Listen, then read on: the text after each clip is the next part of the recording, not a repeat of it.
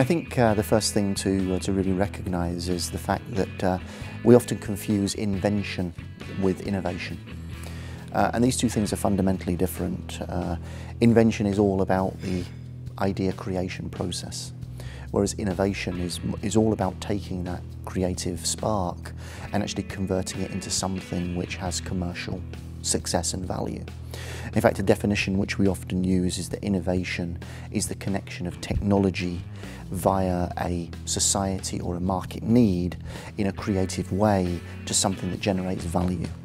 So I think when we talk about innovation, it's very important to first off understand the difference between those two things: invention, innovation. Firstly, it's about creating a culture for innovation.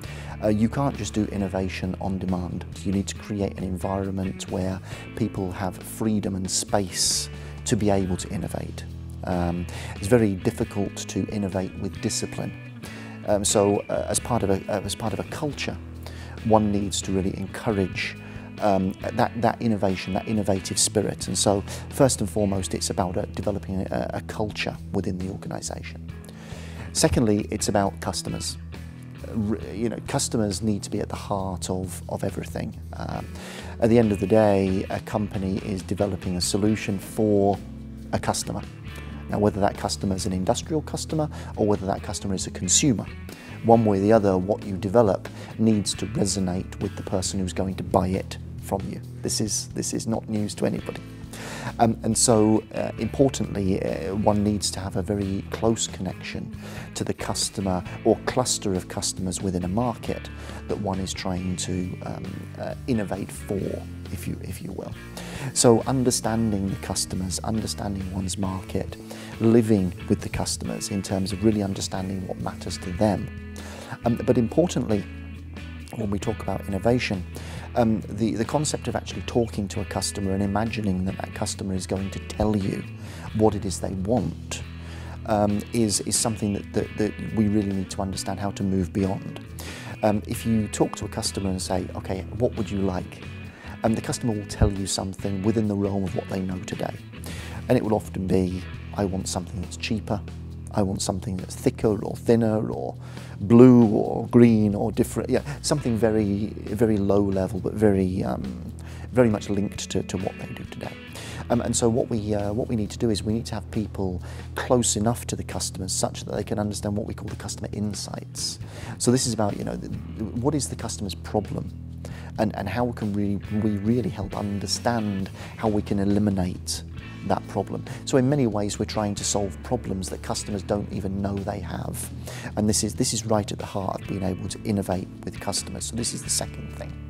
And then the third thing is we really need to, while we want to have innovation as open and creative as possible, it's very important then that once we actually have the innovative spark, we're able to take that somewhere. And so we need to have processes and systems via which we can actually take that idea through to commercialization and ultimately the successful launch of a product or service or process innovation. But there needs to be something in between that spark of an idea and a successful commercial solution. There needs to be processes to manage all of that throughout the continuum of the idea.